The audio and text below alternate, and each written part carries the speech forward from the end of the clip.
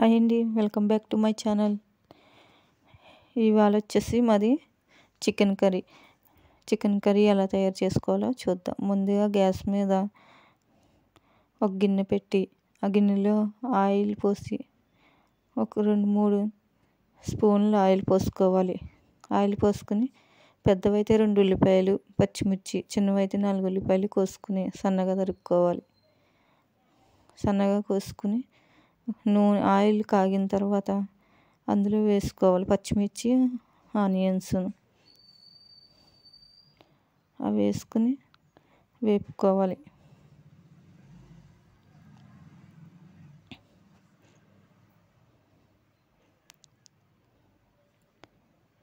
పచ్చిమిర్చి, ఆనియన్స్ అవి కలిపి బాగా వేపుకోవాలి. గోల్డెన్ కలర్ వచ్చే వరకు వేపుకోవాలి.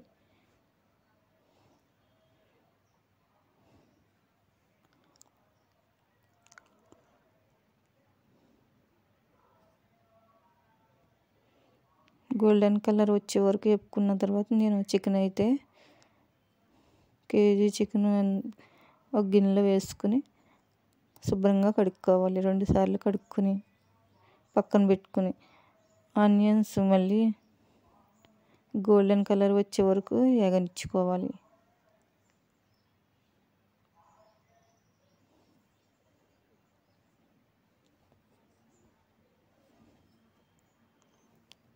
ఆ ఆనియన్స్ బాగా వేపుకోవాలి.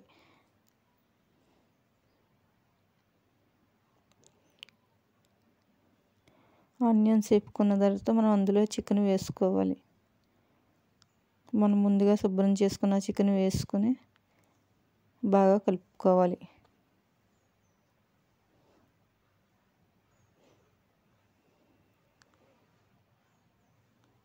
నీరు ఇంకే వరకు చికెన్ అయితే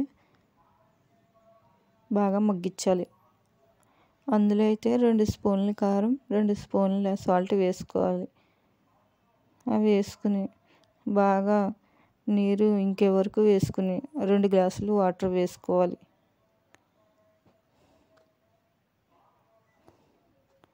2 గ్లాసులు వాటర్ వేసుకుని మూత పెట్టుకోవాలి.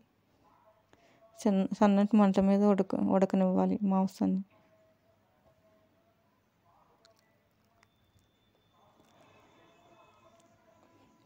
ఒకసారి చూసి కలుపుకొని మళ్ళీ మూత పెట్టేసుకోవాలి.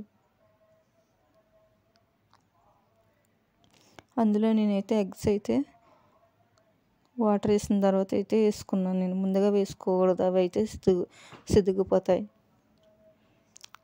ఈలోగా అయితే మసాలా అయితే మనం రెడీ చేసుకుందాం. దాంట్లో అయితే 1 స్పూన్ ధనియాలు, అల్లం ముక్కలు, చిన్న అల్లం ముక్క వేసుకుని అందులో జీలకర్ర,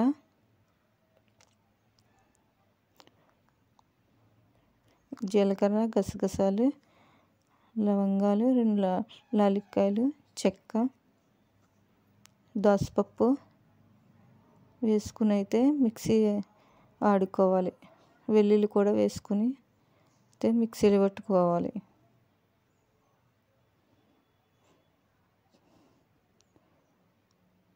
అదైతే ఉడికిందో లేదో చూసుకుని ఒకసారి బాగా కలుపుకోవాలి.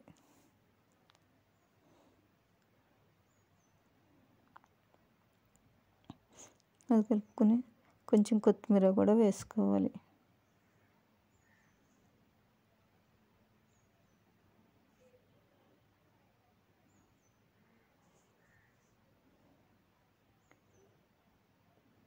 మసాలా అయితే నేను ఆడుకున్న మసాలా అయితే 2 స్పూన్లు వేసుకున్నాను.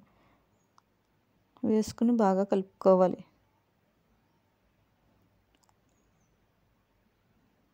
అది కలుపుకున్న తర్వాత మళ్ళీ నేను ముందుగా వేసింది కాకుండా మళ్ళీ తర్వాత